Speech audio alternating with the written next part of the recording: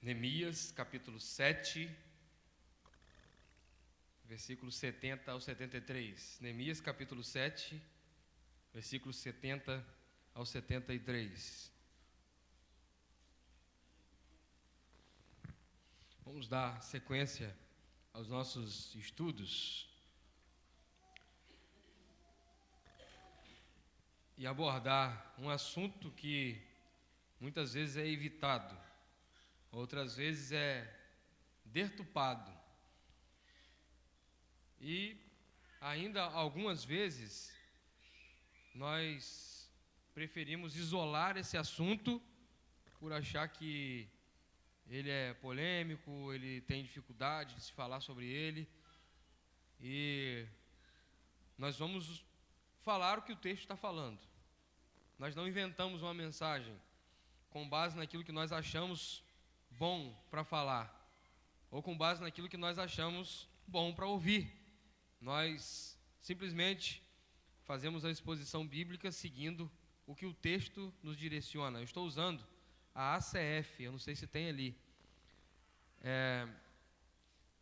Tenho usado a ACF para fazermos as leituras. Neemias capítulo 7, versículos 70 ao 73. Vamos colocar de pé para a leitura da palavra de Deus. Diz assim a palavra do Senhor: e uma parte do chefe dos pais contribuíram para a obra. O governador deu para o tesouro em ouro 1000 dracmas, 50 bacias e 530 vestes sacerdotais. E alguns mais dos chefes dos pais contribuíram para o tesouro da obra, em ouro 20.000 dracmas, e em prata 2.200 libras. E o povo deu o restante, que foi em ouro 20.000 dracmas, e em prata 2.000 libras, e 77 vestes sacerdotais. Habitaram os sacerdotes, os levitas, os porteiros e os cantores, e alguns do povo, e os servidores do templo, e todo Israel nas suas cidades. Até aqui, palavra do Senhor, podeis se assentar. Vamos pedir ao Senhor que nos dê graça mais uma vez. Senhor, dá-nos graça, Pai, para o entendimento da sua palavra, que ela seja tão clara para nós, que nós possamos sair daqui completos, sem nenhuma falta de entendimento, Senhor. Em nome de Jesus, ó Pai, que o Senhor possa fortalecer o seu povo, exortando-nos, direcionando-nos, encorajando, que o Senhor possa nos confrontar com a sua palavra, nos desafiando a sermos dia após dia mais e mais piedosos para glorificar o Senhor e servir o nosso próximo. Em nome de Jesus, assim nós oramos. Amém. Meus amados irmãos, o texto está falando de contribuição. O texto não tem como a gente tentar nem inventar uma fala nesse texto. O texto fala claramente de contribuição. Obras concluídas, cidade habitada, povo reunido, e a necessidade aparece. Agora, aquele povo que estava ali queria voltar às atividades de culto, queria ver o templo reformado, a estrutura reformada, e o povo se ajunta, de modo que aquilo, a necessidade que estava à volta do povo, fez com que a contribuição se tornasse importante e indispensável. Por isso, o que o texto nos traz, nós queremos falar: a sua contribuição é importante e indispensável para a obra do Senhor. O povo que tinha se envolvido na reconstrução dos muros, mãos à massa, corações voltados para servir, o povo que estava dedicado em ver cada parte do muro ser construída, então agora enxergou a necessidade de contribuir com seus recursos para a obra. Se a obra estava concluída, então para que precisava dos recursos? A obra estava concluída no que diz respeito ao muro, mas ainda existia muito a ser feito em Jerusalém. Neemias tinha uma missão: reconstruir os muros. Ele alcançou essa missão. E depois disso, ele estabelece governadores, porteiros, zeladores. Os levitas estão agora registrados para servir, porque foi achado ali nos registros de Israel a linhagem sacerdotal, e então começa as atividades normais de uma cidade. Se compra, se vende, se mora, pessoas que estão morando ali agora ficam doentes, precisam de atendimento, pessoas vão ao templo para oferecer as suas ofertas, cultos começam acontecendo, e nós vamos observar que o povo viu que a necessidade que estava à sua volta era de contribuir para a obra. E depois de observar que era importante contribuir, o povo abre generosamente o coração. E abrindo o coração, o povo entregou a Deus recursos necessários para a obra. De nota inicial, irmãos, nós queremos enfatizar que Deus não precisa do nosso recurso. Quem precisa dos nossos recursos no reino somos nós mesmos. Nas nossas limitações, onde nós não conseguimos atingir com o nosso próprio recurso, o recurso do outro passa a ser necessário para mim. Quando a igreja está seguindo uma direção, tem propósito, quer se estabelecer, quer alargar as fronteiras, quer expandir o trabalho, nós vamos então observar que necessariamente nós deveremos contribuir para que isso aconteça. Não é porque se apropriaram de textos como esses para tentar produzir e escravizar o povo, produzir uma entrega forçada, escravizar o povo no dízimo, nas ofertas, que nós não devemos falar desse texto. É polêmico, alguns dizem, é desnecessário falar sobre isso na igreja. Outros vão dizer, dízimo é coisa da antiga aliança. Outros ainda vão dizer, olha, esse negócio de dinheiro acaba fazendo pastores se tornarem ladrões. Falar de dinheiro é coisa de igreja mercenária. E tudo isso, embora seja verdadeiro pelo contexto do evangelicalismo brasileiro, nós não podemos tirar o assunto das nossas mãos e entregar esse assunto para que pessoas completamente cegas, mal intencionadas, verdadeiros lobos que querem devorar as ovelhas, possam falar desses assuntos de acordo com aquilo que eles querem falar. E em segundo ponto, é que muitas vezes nós usamos desses argumentos para nos eximir das responsabilidades de contribuição que nós temos com relação ao reino de Deus. Dinheiro não é um demônio que nós devemos cortar a volta dele para dizer, nós não precisamos disso, não queremos nem falar disso. O dinheiro, os recursos são bênção quando nós o canalizamos da maneira certa no reino. O texto nos apresenta alguns pontos preciosos, eu quero falar sobre eles. Primeiro ponto, que todos contribuem, irmãos. Começa com a liderança. Na figura do governador, no versículo 70, você pode acompanhar comigo, e o versículo 70 nos apresenta, o governador entregou para o tesouro, para a tesouraria, para a obra, em algumas versões.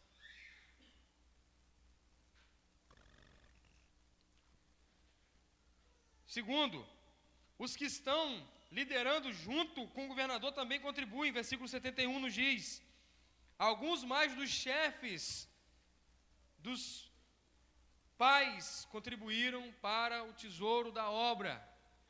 A contribuição vem e tem a iniciativa de começar com a liderança.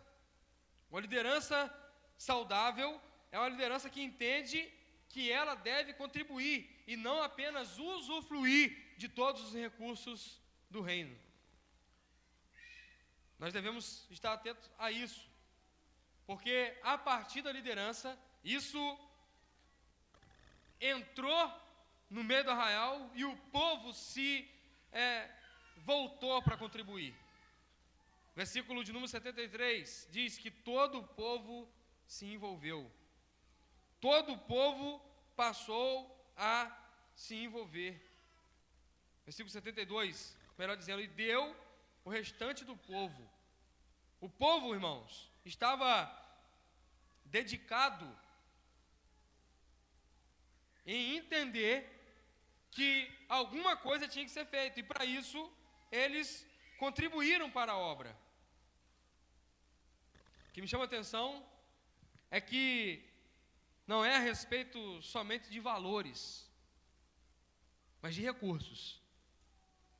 Você vai ver aqui, irmãos, que deram roupa, bacia, tudo aquilo que era necessário para as atividades. Está claro que o texto está apontando para as atividades do tabernáculo ou do templo, as atividades de culto, vestes sacerdotais, bacia, recursos para a obra. E agora não está falando mais de uma obra de reconstrução civil, está falando para uma obra de execução litúrgica. O povo está se organizando, o povo está com segurança, o povo está sendo chamado por Deus a se voltar para Ele, e agora o povo entende que não está falando sobre valor, sobre poder aquisitivo, mas sobre empregar recursos, todos quantos necessários para as atividades do reino. Aquilo que você acha que para a igreja é pouco, pode ser o bastante para ajudar. Aquilo que para a igreja pode ser muito, talvez para você é pouco. Às vezes a gente olha e quer comprar um terreno, e a gente fala, pô, esse terreno custa 200 mil, 250 mil. Para a nossa realidade, é uma realidade que nos foge do padrão. Mas às vezes um crente piedoso fala assim, não, para mim, posso comprar esse terreno, não tem problema. É sobre entender que o recurso que você tem é importante para a obra. E é nesse sentido, irmãos, que eu fico pensando que o dízimo é fantástico, é muito bacana. Porque o dízimo, ele nivela todo mundo. Quem ganha 200 mil por mês, é o dízimo de 200 mil por mês. Quem ganha 1.000 por mês, é 10% também só. Viu como é que nivela? Ninguém dá a mais do que o outro proporcionalmente. Na proporção, o dízimo é algo que Deus usou de modo excelente, conforme a excelência da sua sabedoria, para o governo do templo, para o sustento da obra. É 10%. Ninguém deu mais ou ninguém deu menos. Todo mundo deu igual. Preciso entrar no mérito se é coisa da antiga ou da nova aliança. O que eu preciso entender, que você precisa entender, que o dízimo é uma forma de nos nivelar, nos colocando todos em tamanho igual para contribuir. Eu contribuí de acordo com o padrão estabelecido por Deus. O povo se ajuntou e decidiu, olhando para a iniciativa do governador, dos líderes, também doar, entregar de modo espontâneo. Você não vê Neemias fazendo uma campanha para arrecadação. Você não vê Neemias tentando de todo custo vender um pedacinho do tijolo do muro de Jerusalém para que o povo pudesse dar dinheiro para a igreja. Você não vê Neemias aqui tentando montar uma estratégia financeira para fazer algo vislumbrante na economia. Você vê o governador, os líderes tomando a iniciativa e entregando. Dízimo, irmãos, não é uma questão de calcular se você tem condições ou quanto você vai poder dar. O dízimo é o compromisso. Muitas pessoas têm dúvidas sobre dízimo e ofertas. Eu sei disso. Pastor, o Novo Testamento, ainda precisamos de dízimo? Ainda damos dízimos? Como que nós fazemos isso? Eu interpreto da maneira prática, irmãos, que dízimo é o compromisso. E oferta é aquilo que você voluntariamente decidiu dar. Aquele dinheiro, como é que eu dou o dízimo, pastor? Irmão, é o que vem na sua mão. Eu dou dízimo com o meu salário bruto, eu dou dízimo, como é que eu dou o dízimo? Como é que eu faço? Irmão, tudo que vem na sua mão é 10%, não tem muita matemática para isso. E a oferta? A oferta é aquilo que, de fato, você se sentiu de modo livre e espontâneo, desejoso de dar. O que está estabelecido no Novo Testamento é que nós precisamos entender que o dízimo ou a oferta devem ser voluntários.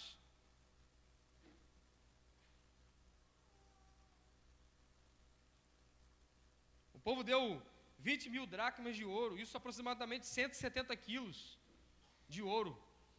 20 ou 2 mil libras, cerca de 1 tonelada de prata. 77 vestes. O governador empregou 70 mil moedas de ouro, isso significa 8 quilos e 400 gramas de ouro, 50 bacias, 530 mudas de roupa.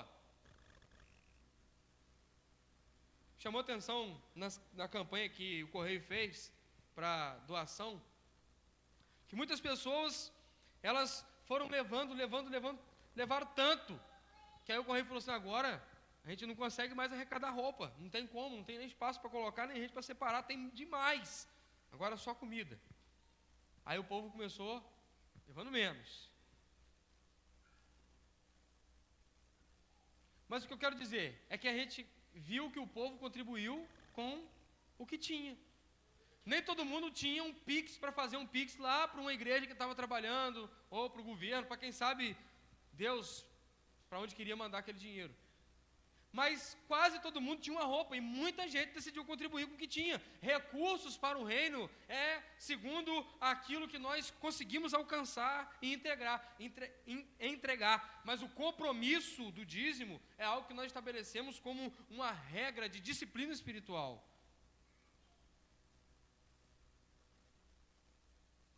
O governador se empenhou em entregar aquilo que ele tinha. Ele foi aquele que proporcionalmente mais deu.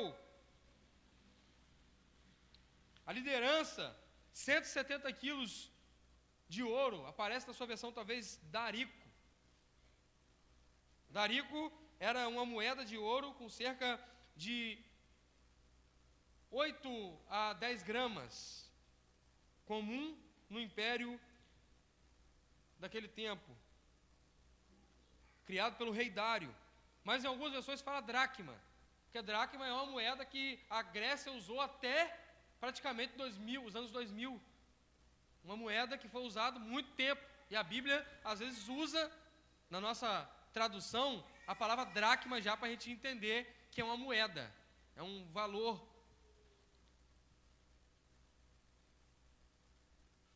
E Jesus até ilustrou com aquela mulher que perdeu uma dracma dentro de sua casa, e ela não ficou em paz até procurar tudo, para procurar e achar aquela dracma.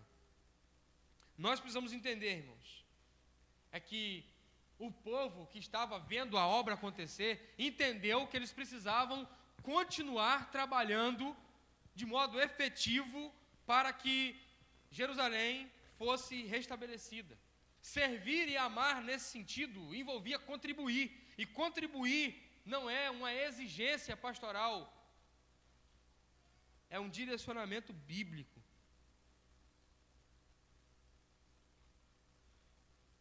Terceiro ponto que eu quero observar com os irmãos. Primeiro, nós vimos que todo mundo se envolveu. Segundo, nós vimos que cada um contribuiu com o que pôde dar. Roupa, bacia, dinheiro, prata, ouro, e foi juntando os recursos. É recurso, não é valor, é sobre recursos. É sobre aquilo que nós precisamos para efetivamente funcionar. E agora nós vamos observar a quem eles entregaram. Observe que eles não entregaram ao governador, mas até mesmo o governador entregou alguém. Olha o que o texto nos mostra, tanto o versículo 70, 71 e 72. Entregou para o tesouro da obra. Em outras versões, para as atividades da obra. Versículo 71 nos diz isso. Olha o versículo 71 nos dizendo: os chefes contribuíram para o tesouro da obra. Versículo 72, o restante do povo contribuiu. Entregou. Isso nos mostra, irmãos, que oferta e dízimo não é dado para uma pessoa usar de acordo com o que ela quer, mas é dado para o reino usar, através de pessoas que estão envolvidas com esse trabalho. E que a área difícil para lidar, irmãos, é a área financeira de uma igreja. Quanto maior volume, mais trabalho dá. A nossa movimentação financeira não é mais aquelas questões que nós fazíamos de 700, 800 reais há um tempo atrás. Nós estamos crescendo com a graça de Deus. E financeiramente, economicamente também. Isso é uma bênção, porque isso nos dá condições de atingirmos alguns patamares. Já vislumbramos a compra de um terreno, já podemos trabalhar de modo intencional, direcionado para assim o fazer. Nós estamos trabalhando, nos dedicando, e o povo tem visto o dinheiro sendo bem empregado, os recursos sendo bem empregados, de modo que o povo tem se dedicado.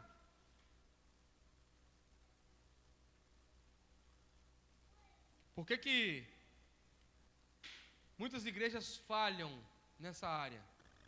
Porque elas pessoalizam a arrecadação, dão para uma pessoa. Os nossos relatórios estão aí agora digitalizados. Se você quiser acesso, é só você passar o seu e-mail para o Leandro, ele vai te permitir o acesso no Drive, você vai olhar, acerta, está lá tudo certinho, a planilha feita. Já está o relatório da cavalgada pronto, irmãos. Movimentação nas casas dos 14 mil, quase 15 mil, nessa movimentação, está lá tudo prontinho. Suou, Leandro me bota na parede. Pastor, como é que é? Pô, cadê esse dinheiro aqui? Esse dinheiro foi para onde? E esse aqui? Ah, esse aqui entrou da onde? Mas é piedoso, sabe falar. Nunca é ríspido, ignorante. Eu já vi muito tesoureiro de igreja complicado. Via de regra, igreja que não é saudável ter um tesoureiro bem ruim para lidar com o dinheiro. Bem ruim. O cara é encravado, o cara faz briga por causa de tudo, o cara acha que o dinheiro é dele, o cara acha que a movimentação financeira é dele. E se pegar um pastor que é complicado na área financeira, aí que desgraça tudo, irmãos. Aí o problema não acerta.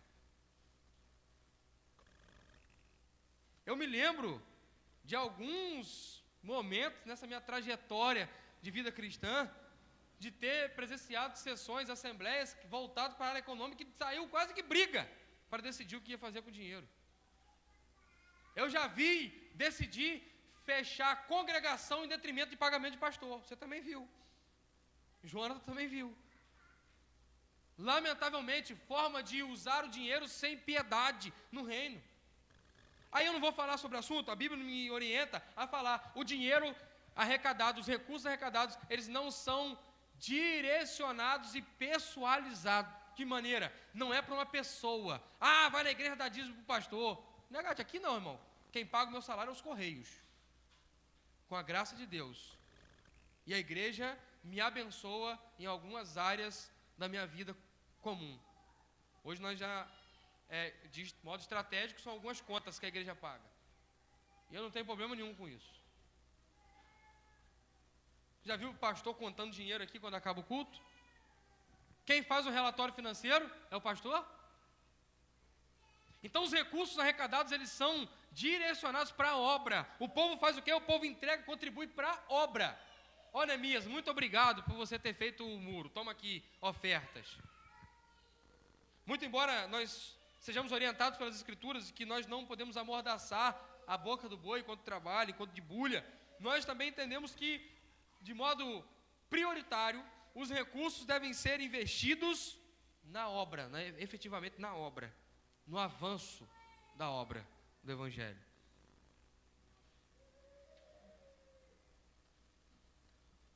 Então, pastor, o povo contribuiu,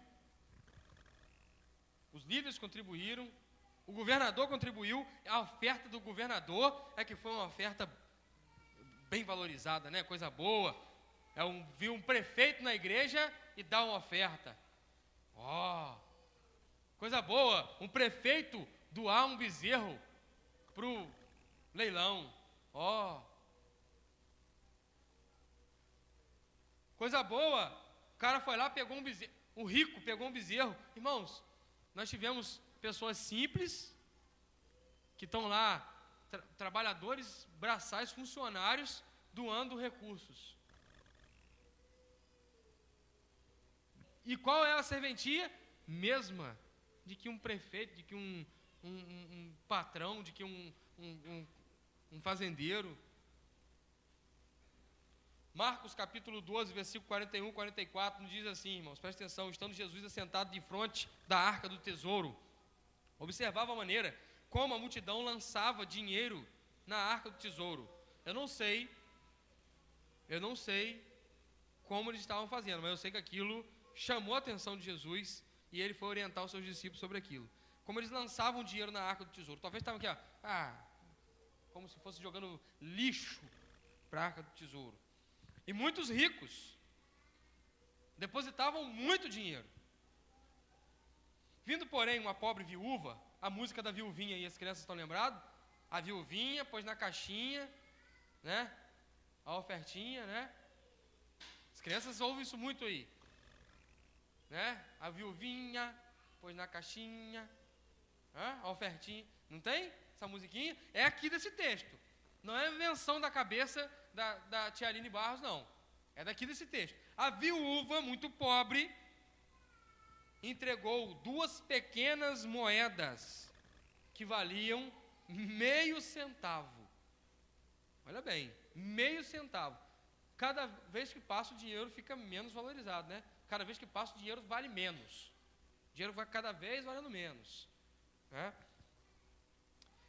Chamando os seus discípulos, Jesus disse-lhes: em verdade vos digo que essa pobre viúva entregou mais do que todos os que entregaram na arca do tesouro. Porque todos que ali entregaram, do que lhe sobejava, o que sobrava, eles estavam esbanjando aquilo ali, e porque não tinha nada para fazer com o seu dinheiro, foram lá e entregaram. Mas essa, da sua pobreza, entregou tudo o que tinha, todo o seu sustento. Qual oferta é mais importante, irmãos? A oferta que é dada com um coração mais alegre, com maior compromisso, com maior dedicação. Eu não estou preocupado com os milhões que nós poderíamos alcançar. Eu estou preocupado com os recursos que nós temos, e se você endurecer o seu coração e não entregar o recurso para a obra do Senhor. É isso que deve preocupar uma igreja. Os milhões, aquelas grandes riquezas, isso não me chama atenção. Isso chamou a atenção da igreja na era medieval e levou a igreja a se vender para o Estado.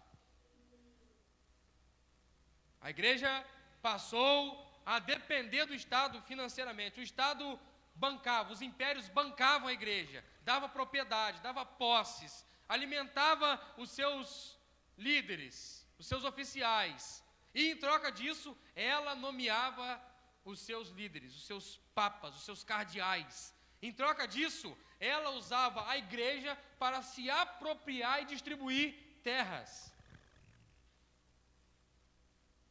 A igreja se comprometeu, e os batistas, principalmente os particulares, estabeleceram a separação entre igreja e Estado, de modo que a igreja se sustenta como? Da forma livre e espontânea que os seus membros contribuem para ela. Me chama a atenção que nos Estados Unidos, quando os batistas foram se estabelecer, eles já tinham ali algumas denominações atuantes. E eles chegam e brigam pelo espaço. Então, depois de conquistarem o espaço deles, foi canalizado um sustento. Naquela época, o Estado custeava o funcionamento da igreja. E os batistas, eles recusaram um investimento público, por assim dizer, nas suas atividades. O Novo Testamento nos apresenta, irmãos, muitos padrões e princípios para essa área. O povo que se envolveu, ele se envolveu para contribuir para a obra.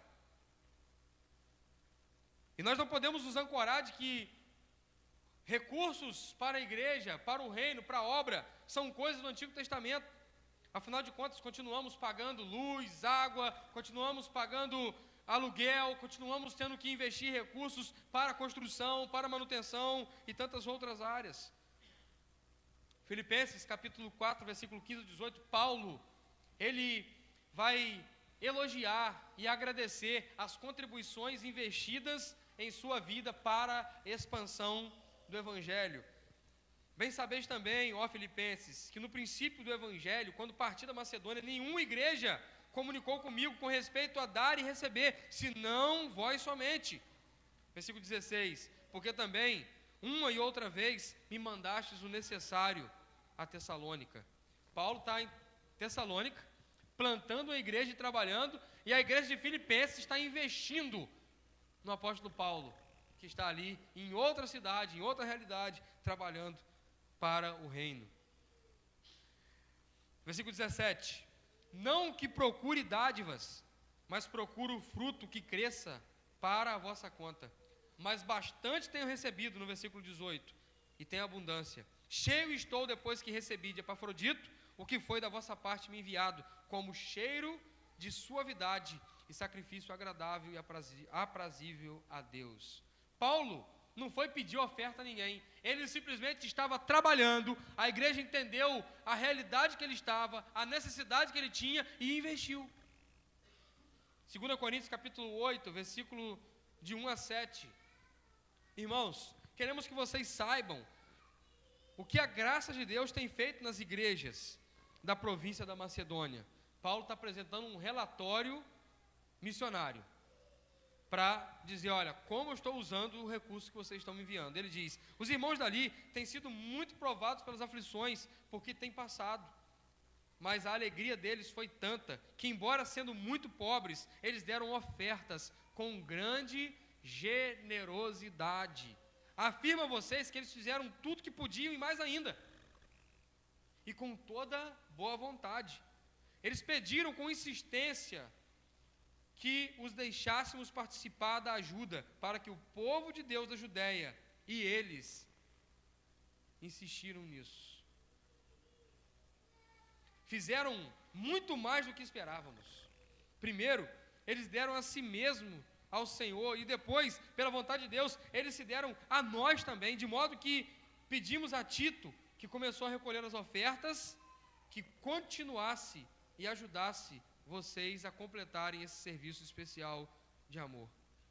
Vocês mostram que em tudo são mais ricos do que os outros, na fé, na palavra, no conhecimento, na vontade de ajudar os outros e em nosso amor por vocês. E nesse novo serviço de amor, queremos também que façam mais do que os outros.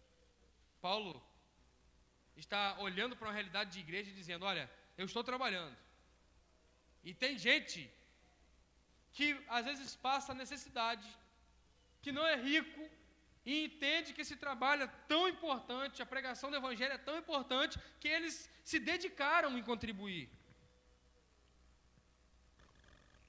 1 Coríntios capítulo 16, versículo 2, mostra que na igreja primitiva tinha contribuição canalizada, contribuição intencional para o serviço, para a obra, para o reino. No primeiro dia da semana, cada um de vós separe o que puder, de acordo com a sua renda, e guarde para que não se façam coletas quando eu chegar. Olha o líder Paulo dizendo, olha, não sou eu que vou ir recolher a oferta de vocês. Separem cada um segundo a sua renda.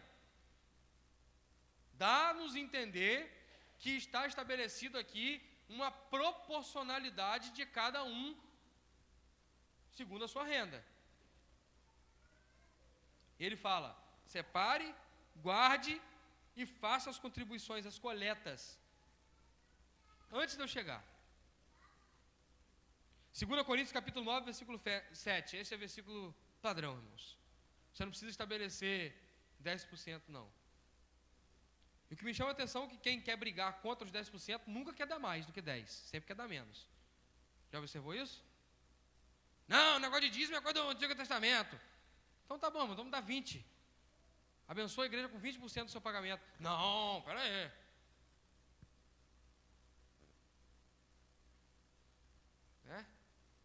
E tem um movimento muito forte, se os irmãos não perceberam isso ainda, contra a contribuição, contra o dízimo. Como se o dízimo fosse um verdadeiro demônio. Daqui a pouco, Iago Martins inventa alguma coisa sobre o dízimo também. Já que ele está malucaço aí, inventando sobre família, ele inventa também sobre o dízimo. 2 Coríntios 9:7, cada um contribua segundo propôs no seu coração. Beleza, eu propus no meu coração abençoar a obra. E aí Paulo vai dizer como? Não com tristeza, né? Puxa vida, tenho que contribuir. Ah, caramba, puxa vida, não vai dar para mim comer 3 enroladinhos mais, só vou poder comer um.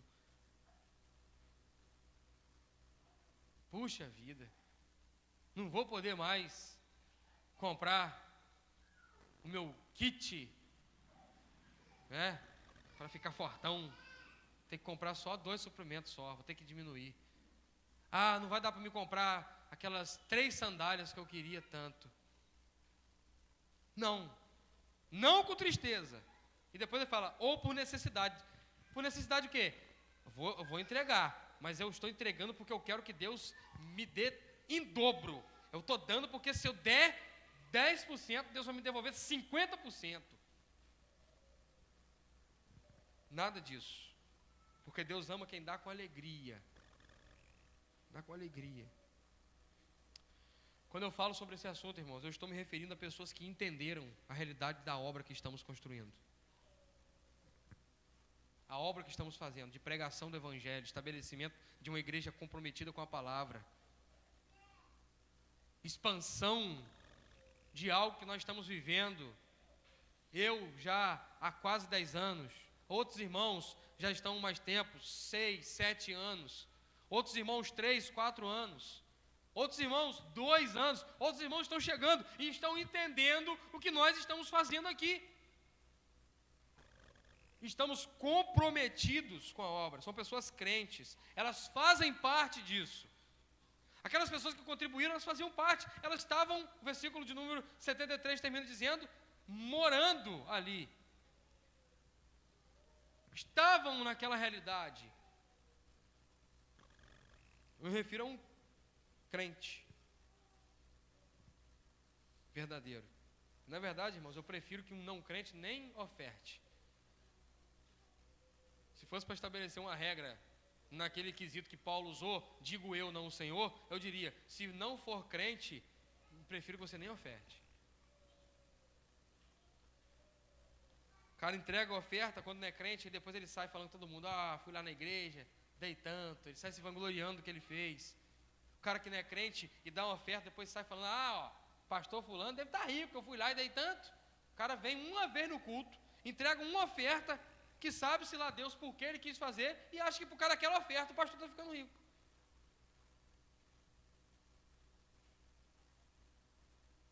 Estou cansado de ouvir, os botequins de São Fidélis só falam isso. Dá igreja, dinheiro para a igreja, prefere dar dinheiro para o dono do botequim, mas dá dinheiro para a igreja errado. Eles dão dinheiro para o tigrinho, mas dá dinheiro para a igreja errado. O tigrinho já está um tigrão, né? Já está quase cantando a música do bonde do tigrão já, irmão. De tão inchado que ele está. E os bobos lá mandando convite ainda. Eles colam adesivo de jogatina na testa. Eles se inscrevem no tigrinho e compartilham no Facebook com o pastor. Porque vocês compartilharam, eu acho que eles ganham um valor, né, para poder começar jogando, se compartilhar para não sei quantas pessoas. Aí ele se inscreve para ganhar o bônus e apostar e engordar o tigre, eles mandam convite para os outros. Eu prefiro que nem traga a oferta. Melhor não trazer. Considerações finais e aplicações. Eu sei que você já está falando, pastor, hoje matou o surucucu que estava no meu bolso. Hoje o pastor me arrebentou. Né? E eu segura, porque eu deixei o momento de oferta para o final. Tá? Não sei se vocês perceberam isso. A gente botou a ceia no meio do culto e o momento da oferta no final. Depois de ouvir essa palavra, irmão, presta atenção. Primeiro, quando você entrega o dízimo e você não tem um coração convertido a Deus, o Senhor da obra, você entrega rancoroso, presunçoso, e já saindo jogando aos ventos, dizendo que você deu. Segundo, quanto mais você se envolve, mais você vai conseguir ver a necessidade.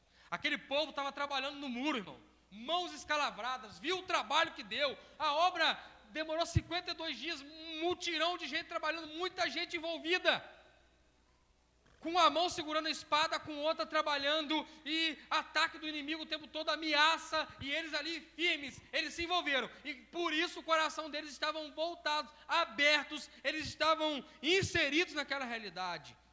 Quanto mais se envolve, mais você vai conseguir ver a necessidade. Irmãos,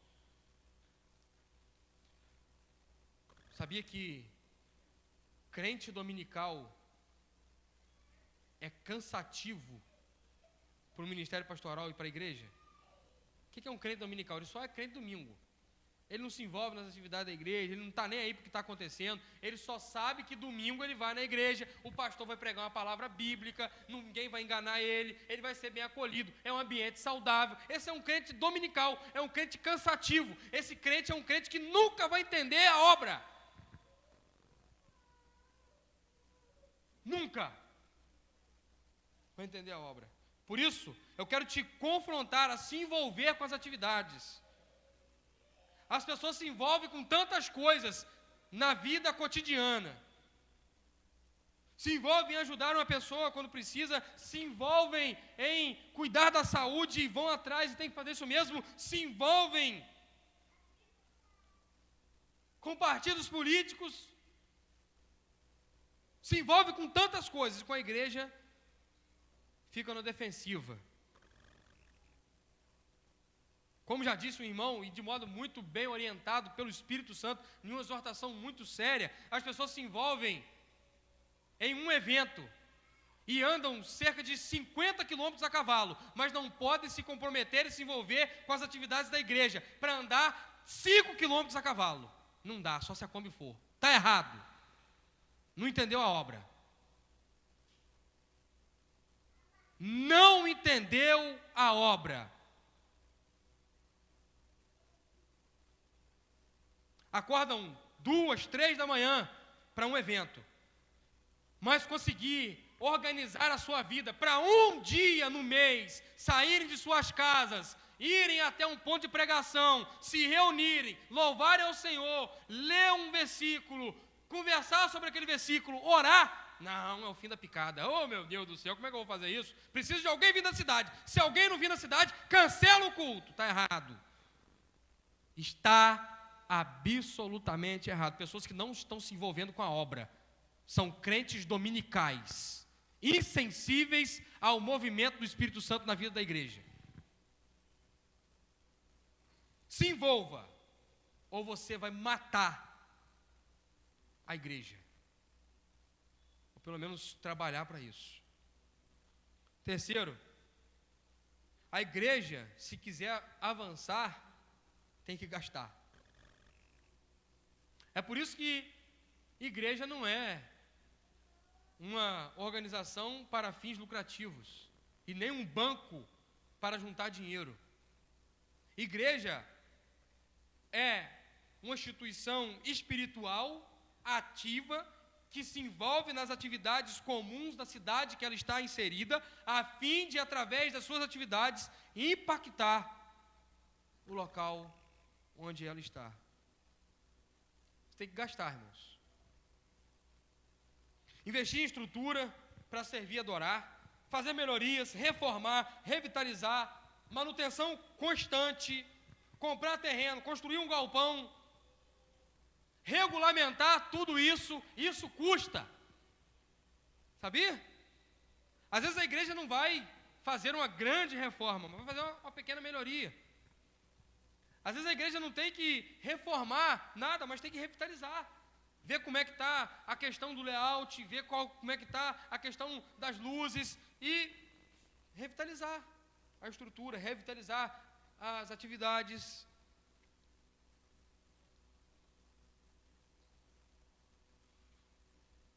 Eu nunca, na minha trajetória ministerial, fui a favor e nunca fiz, até hoje. Não sei se vou precisar fazer para o terreno. Espero que pregando a palavra já seja suficiente para isso. Nunca fiz campanha na nossa igreja. Pode perguntar aos irmãos que estão lá. Nunca fizemos uma campanha na nossa igreja. Nunca. Sabe por quê? O povo de Deus não é movido, a obra de Deus não é movida por campanha. É movido pela fidelidade do povo. Nós precisamos entender isso, irmãos. Então, investir em estrutura para servir e adorar. Investir na vida do pastor. Agora eu vou deitar o pelo. Agora se prepara, meu irmão. Agora. Pastor compra livros, assina plataformas de estudos de materiais, abre mão de carreira profissional, faz viagens, ou pelo menos deveria, nunca fiz em conferência para fortalecimento teológico. Eu acho que esse ano o Leandro vai me levar no old school, eu acho, né? Vamos ver, estou orando. Eu acho que Leandro esse ano vai me levar no old school. Vamos ver.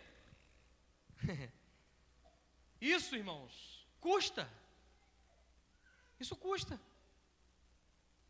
Aí você diz, como é bom, né? Chegar na igreja, o pastor estudou a Bíblia, o pastor é sério, é comprometido teologicamente, né? Sabe quanto custa um comentário bíblico?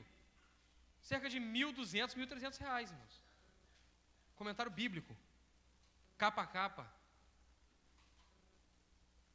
Pastor, para que isso? Bobeira? É por isso que você chega aqui e tem um sermão que não te engana.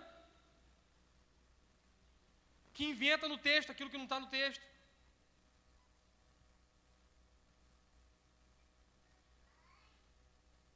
Uma plataforma de estudo Logos custa, preste atenção, $46 por mês. É dólares, tá? Porque não tem na formatação de pagamento em real. É uma empresa americana, $46 por mês. Faz a conta aí, se você é bom de matemática, você sabe converter. Aproximadamente 5, 46 vezes 5, quanto que dá por mês? E ainda R$5 de taxa todo mês.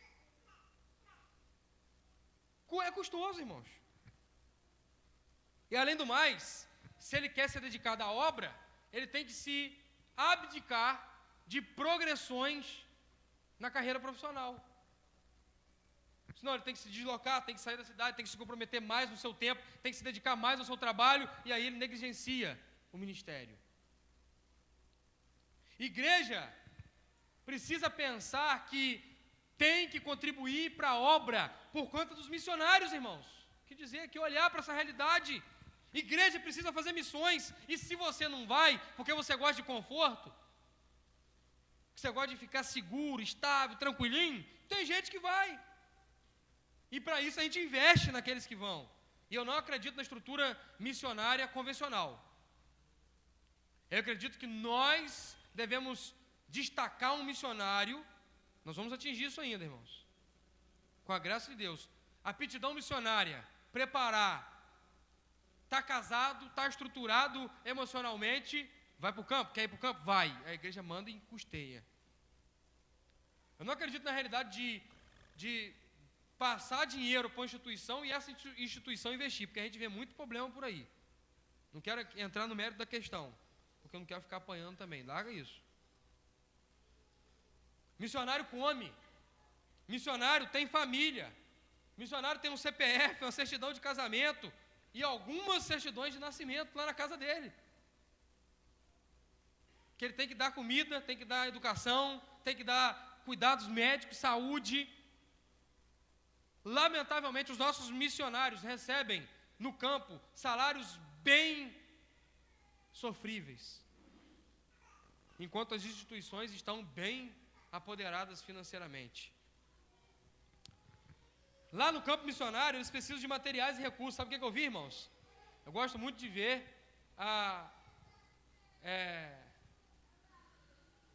do irmão André, como é que é? Portas Abertas, missão Portas Abertas. Sempre escuto os testemunhos. Os missionários no campo, eles recortaram folhas de papelão, no tamanho de uma folha A4, e escrevem naquelas folhas de papelão letras de hinos, para serem usados nos seus cultos, para as pessoas poderem usar, usou, guardou aquela folhinha de papelão. Missionários que escrevem pedaços de versículos nessas folhas de papelão, porque usa no culto, não tem Bíblia para todo mundo. Aí, usa no culto, quando vai embora, fica ali. O que eles precisam? De material. Ou vocês acham que o missionário vai orar e Deus vai revelar a leitura bíblica na cabeça da pessoa?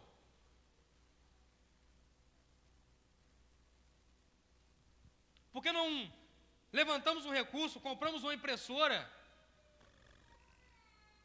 muitas e muitas folhas, e mandamos para o campo missionário, destinado ao missionário, falando: imprime, meu filho, material para trabalhar com crianças, material para evangelizar, imprime. Por que não mandamos Bíblias para os missionários? Nós estamos muito confortáveis, estamos cegos para missões. Uma igreja que não pensa em missões, ela vai definhar dentro de uma estrutura confortável, que pessoas se sintam confortáveis demais para se envolver com aquilo que está lá fora, irmãos. E a ação social? A igreja tem que fazer, não? A igreja não troca ação social pelo evangelho, mas ela deve fazer ação social. Pessoas têm fome. E encher a barriga das pessoas, a gente não enche com oração, a gente enche com comida, irmãos. Pessoas precisam de cuidados médicos. E embora nós temos confiança em Deus para curar, nós também precisamos levar as pessoas para ir para os médicos, dar remédio para as pessoas. Isso não é negociar o evangelho, isso é simplesmente cumprir a missão da igreja, de atender os órfãos, as viúvas, os necessitados. É prescrição do evangelho, é exigência bíblica.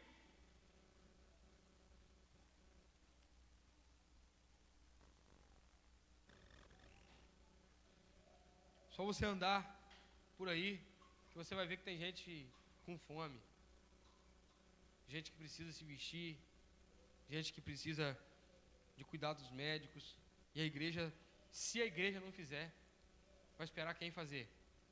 O governo é corrupto. As pessoas estão cada vez mais pensando nos seus próprios umbigos, enveredadas por uma realidade severa de consumismo. Se a igreja não fizer, quem vai fazer? Aquele povo foi envolvido pela ação contagiante de quem estava trabalhando e decidiu investir em quem estava trabalhando. Já que fizeram o muro, vamos investir porque eles vão fazer o templo também e vão estruturar a cidade também. O papel da igreja é continuar marchando resoluta, trabalhar firme na proclamação do evangelho, e o resultado disso são pessoas que são tocadas pelo evangelho e acabam por entender a realidade que estão inseridas e contribuem de modo zeloso para o avanço, a progressão do evangelho. Agora, tudo isso envolve você entender que é importante você contribuir. E para entender que é importante contribuir, você precisa, irmão, se envolver.